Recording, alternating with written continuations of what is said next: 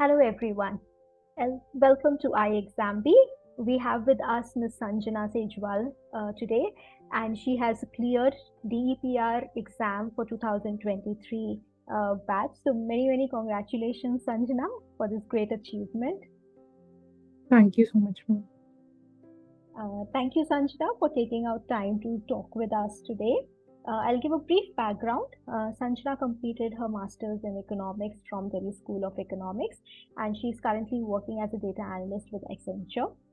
This was her first attempt at DEPR, and she has cracked it in her first attempt, along with a very time-consuming job of consulting and data analysis.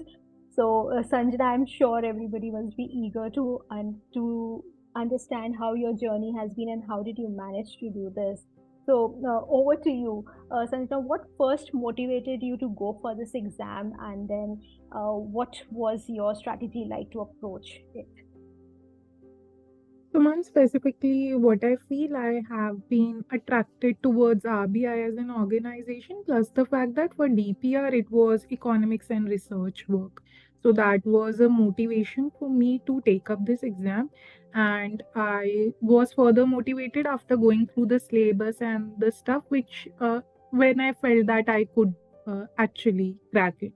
So, I started preparation after that. Now, to talk about the strategy, we can talk about in terms of the different phases, how approach them.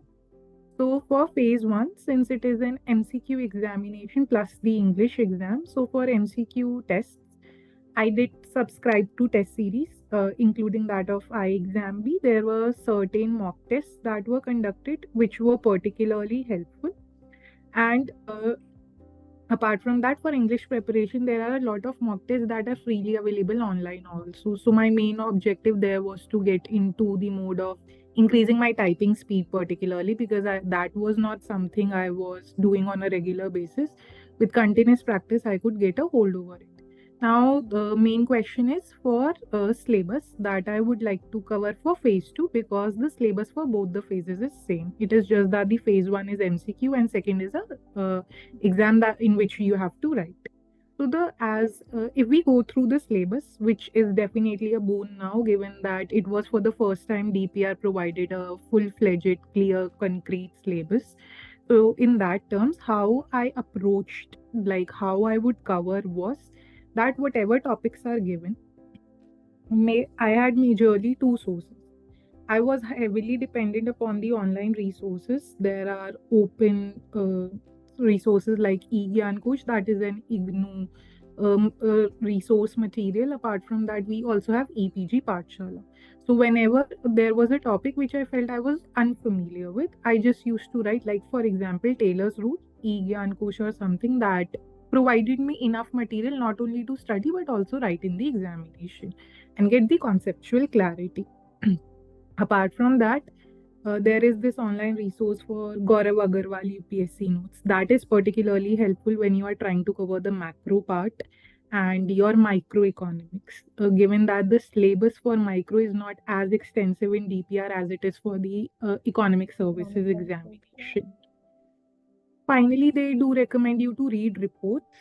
I'll be honest here, I don't think we can go through those reports entirely in detail.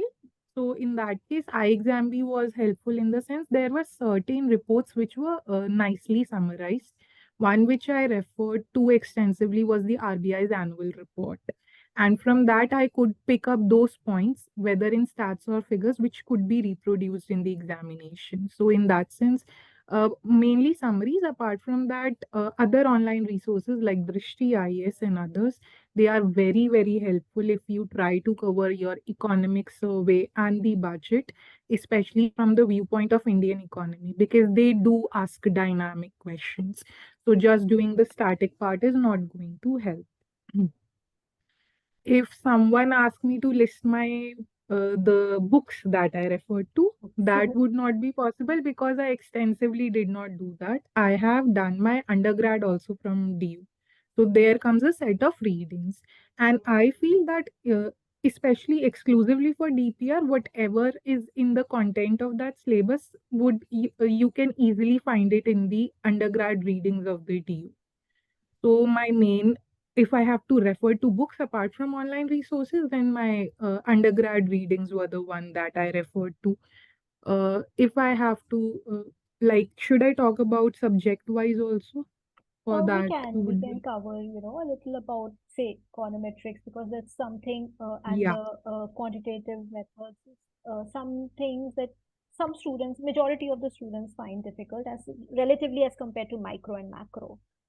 yeah. So yeah, Yeah.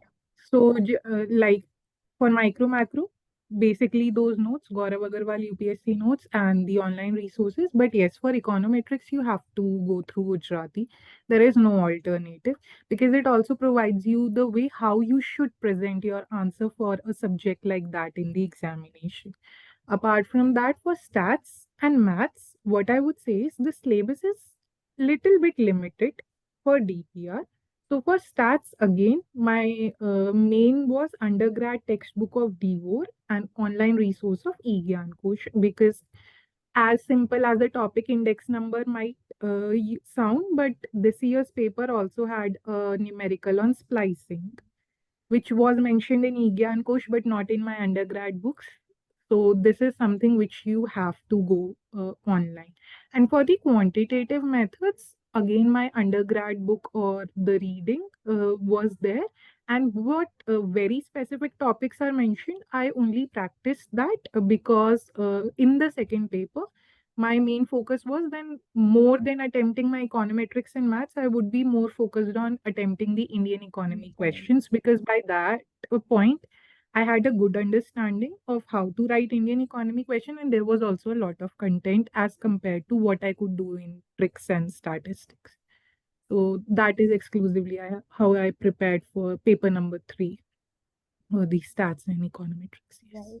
So, if I add this, like you mentioned, a lot of sources. So, and given how competitive and exhaustive these exams can be, one definitely does widen up their sources and all.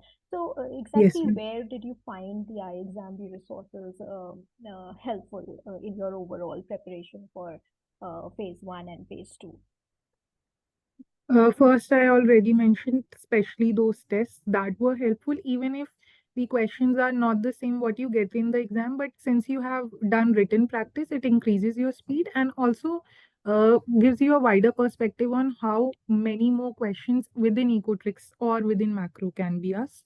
So that was the most helpful point. And the second point was there were certain reports uh, in through which I could not go in entirety. I did not have the time. Plus, even if I go, I could not make summary. So those RBI annual reports or any other report which I found, which were uploaded on the iExam course website, that were helpful. And in the end, towards the end, I was also subscribed to the mock interview mock preparation. One mock test was conducted that was also helpful in terms of how I can carry myself in the interview for a better score. So in that sense, I found it helpful.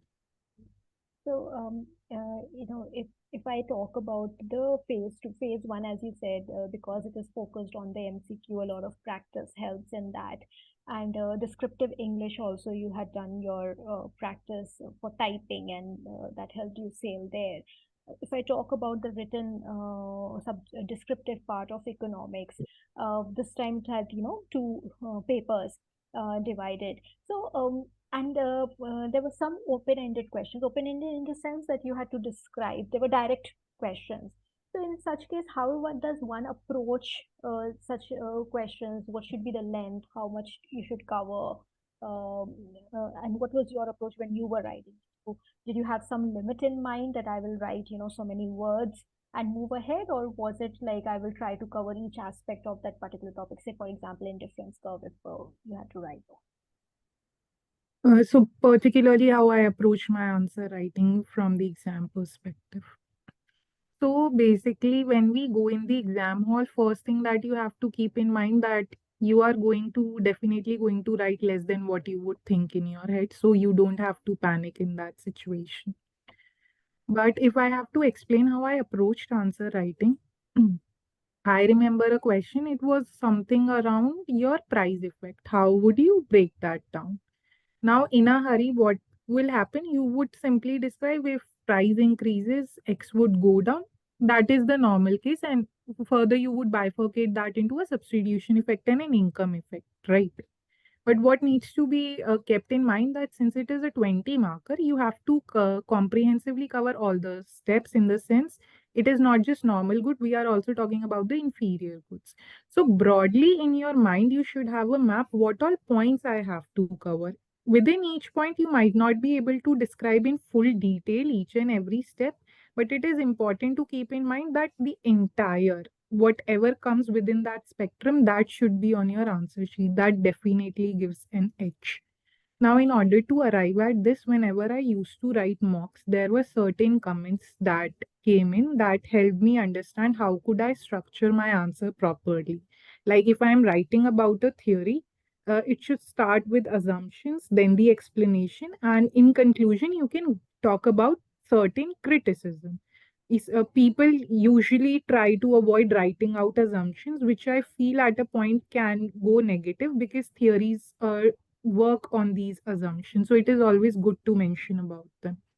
So I can give out what worked for me, but what is important is as long as you don't practice and take feedback on your answers, that someone else's approach is not going to help you. My first test was also not very good, but eventually, when I understood that this is the way, like I mentioned for growth theory, for micro, it is always good for micro if you make sections like I said about normal good and inferior good.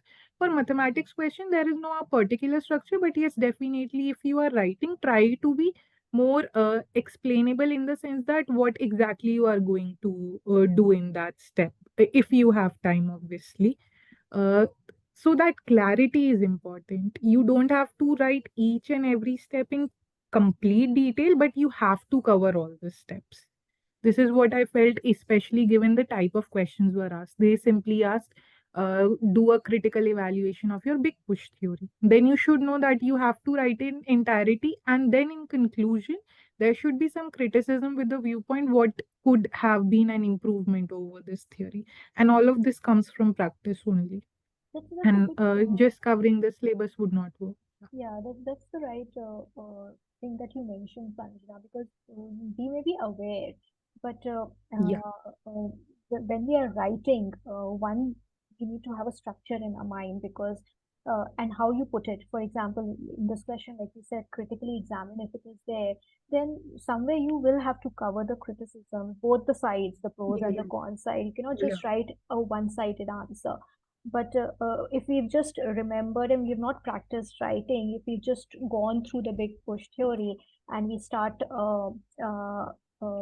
we just look at the question, we just see that keyword and start Saying writing, it is then we're just not the big really, picture. yeah, we may not do justice to what the spirit of the question is, right? So I guess there the practice helps because then we are able to very quickly structure in our mind that how the question is framed, that is how we can structure our answer to cover each aspect in that manner. So that's a Yes, good point, and feedback helps in that case because many times we ourselves are not able to see because we're going through the same definitely. content again and again and again, and this happens with everybody. We are then something that is in front of our eyes, it stops become it isn't visible. So and there that place the feedback definitely does help. So, Sanjay, if I move ahead with the feedback system that we had at iExam B, so how useful was that? Was it giving you the right inputs in terms of your answers and uh, preparation? Yes, ma'am, I would say that it was helpful. The uh, uh, increasing the speed in the terms of when I get my evaluated answer sheets back would be appreciated. But apart from that, whenever they came, they were helpful in the sense if I had a written in a good answer, the comment was good, but whatever in scope of improvement was to be there, it was clearly mentioned. So definitely, as I said, you have to attempt all of them honestly and consistently in order to see how your graph is going. So that is Right. something which I found particularly helpful. Yes. That's very important. So when we move to the interview stage, once you got your name in the interview list, that was another step now, coming much closer to the goal. It increases the Yes, ma'am. pressure, the excitement also is there, and it also increases the pressure that, you're so close. So, to give more than your 100% for that last step. So how was your approach for preparing for the interview stage? Yeah, once I got this information that I have been shortlisted for the interview, very initial steps were that with one of my friends, we used to do mocks among ourselves. That was like a starting point where you want to see if I am asking a very normal question like, give me your introduction. What do you have in your mind? It might seem simple at the outset, but when you try to speak in front of someone else, he or she would point it out for you whether your fluency is breaking and whether what you are giving as your background is it too lengthy or is it not making sense. So that is how we started, and eventually then there were mocks by different platforms, including one being conducted by the IE exam where they did have a comprehensive mock interview, although one, but it was comprehensive that they did provide a good feedback in terms of where I could improve. For me, particularly, it was more about that you should be focused more on how would you deal with those HR questions. Economics was very confident about how I was presenting it to them. Apart from that, for the interview preparation, following a good newspaper is very important. For me, particularly, it was Indian Express, the explained economics section. But referring to Financial Express would also be good, especially if you are focused exclusively on RBI. They do provide certain explainer sections that are really, really helpful. But for interview, what I would say is practice as much as you can among your friends and from as many platforms as you could, because it is more about it can happen on the D day that you do know, Hmm. but since you have not practiced enough, you might not be able to present or articulate in a manner which is important. So, in that sense, this is how I approach this phase, and particularly, so there was enough time between when the result was declared and when the interview was Yeah. conducted. So, these continuous practice sessions really helped me, given that initially I was stammering, but now. By the end, we were towards the end practicing among ourselves. I was very confident that this is not going to be a barrier. That's very nice because I think almost 3 months it took for the actual interviews to take place after Yeah, the results came out.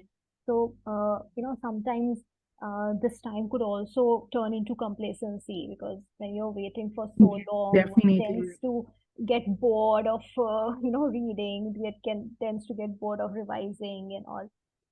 But yeah, it's very nice that you use that time to improve your communication and fluency and articulation because these are some things that cannot be worked overnight, and continuous practice Definitely. helps. So, what I'm taking from you is, the continuous uh, uh, practice and preparation through newspapers and speaking it out loud with your peers and friends. And I think, if I remember right, Nischal, we have done an interview with him also. He also Yeah, mentioned, this was particularly helpful for me because he was preparing for ES. So he yeah, would come up with questions that I would not think even of. yeah, And from that, we were once discussing about the China's experience mhm, related to how it is uh, progressing towards the old age. And I did get that question in my actual interview. No one would expect that an RBI interview could turn into that direction. But since I had discussed it with him extensively, I was able to tackle it very nicely there. So definitely it was a very important part, especially for my interview prep. Having that peer doing something even better in terms of the examination really helps you because they bring into for those perspectives that you alone cannot think of. right, true, true. So of course, the collective knowledge is much more. It Yeah. improves. So that's nice. So, if I ask you about your actual interview experience, how long did it go, and Was it mostly technical, or did it go into the other area of HR also, like we had pointed out? So was it technical heavy or drilling in any manner? Yeah, so for my actual interview experience, I remember it lasted around 18-20 minutes, Mm-hmm. and it was a bit more on the technical side, but I would not say that there were questions specifically from econometrics or macroeconomics. As I mentioned, it was more focused towards the current developments. Like one question as simple as was that what is this higher for longer that you hear about interest rates in the recent time? Mm-hmm. Then from that, we are going towards China, RBI's balance sheet, and why do you want to leave your job? Mm-hmm. Uh, since data science is an emerging field, questions related to AI, but mostly focused on RBI, its balance sheet, China's experience, and a few questions related to where, which I mentioned that I'm not aware of the in Mm-hmm. econometrics because that is an advanced time series methodology. Yeah. So I think Sanjana, it's very helpful. I'm sure uh, future aspirants listening to this will find this useful and take the clues to boost their own preparation. Sanjana, anything you would share or like to tell that should not be done, maybe according to you, some kind of a mistake that maybe you did or you knew about to avoid in the overall preparation for uh, RBI DEPR. Mistake that should be avoided, that which I can state is that not staying consistent. It might happen that the next year the process is not as long as it was for this year. It might be longer than what it was for this year. But the moment you give up in terms of, as we were mentioning about, you get complacent because there is a lot of time, it really can bog down your spirits in terms of uh, when phase one was conducted, the results came out just after 15 days, but within that 15 days time frame, you think, what if I'm not able to make it? Then why I should study for phase two? That should not happen. Keep practicing, not as much momentum, but if there are weekly tests, attend them on a weekly basis only. Mhm. And whatever strategy you adopt, if you are not a person who is doing on practice basis, but more on reading basis, keep reading. If you are someone like me who is more reliant on writing practice, then keep on writing. Uh, this consistency is something that has to be maintained. There would be time where you will feel, what is this? This is stretching too much, but you have to avoid, you don't have to give up, and you have to keep going, keep motivating yourself with the help of your friends or from coaching, taking guidance from your mentors or teachers. This is the only thing which I feel is important. Apart from that, I don't think anything can deter your spirit. It is very well manageable given that you have interest in economics. Very, very important points you said, Sanjana. One more thing I missed to ask before we end, like you were also in a full-time job. So how much time were you able to devote? Because you also mentioned about consistency. Was it an everyday thing that you just please spend some time or maybe 1 hour, 2 hour, and how did you manage to take that time out? So, for the major part, when I was preparing, I was tagged in a project where the timings were majorly 11 to 7, sometimes around that. So, I usually try to get maximum time during the mornings, that is before 11. Anyhow, I made sure that 2 hours was devoted. And Mm-hmm. after 7, I would not say it was, I can give you an exact number, but yes, definitely I tried to attempt test at that time if I was not able to. Maximum of the preparation came during the weekends because at that time I had maximum amount of time. But during the weekdays, I tried to ensure that those 2 hours in the morning, they were for sure there. Mm-hmm. They would not be skipped. After office, whatever I could do based on the fact that I'm also a human being and I can get exhausted, but morning 2 hours were fixed. That is important. Either you revise, you write, you cover syllabus, whatever you do, daily 2 hours is important, and for weekends, try to cover up as much as you can do on those 2 days. That is going to be immensely helpful. And for all those peers who are in a job, at times it is going to be very difficult. You might not want to do that. There might be a single week, but don't let it spill over to become 2 weeks where you have not studied continuously. Then it becomes a problem. So this is my advice. And very honestly, if you crack it, you would definitely feel that all of it was worth it. So you just keep going. It is not that difficult. Thanks, Sanjana. I think that last sentence makes it uh, doable. You know, it's not that difficult. Keep at it, Yeah, and I'm sure. definitely it is not that difficult. Yeah. Yeah. So, and it's definitely manageable if you put, and you already have the love for economics on your side to help you Yeah. push Yeah. it more. So, great, Sanjana. Thank you so much for taking out time, sharing in detail your journey, and I'm sure this will uh, boost up the spirits of people, especially who've been in two minds. Will they be able to manage or not manage with job? I'm sure now you know it is definitely doable, and please go for it and try the next attempt or the first attempt for 2024. It is for you. Yeah. Thanks again, Sanjana. Wishing you all the Thank you. best for a very successful career with RBI. Thank you so much, ma'am.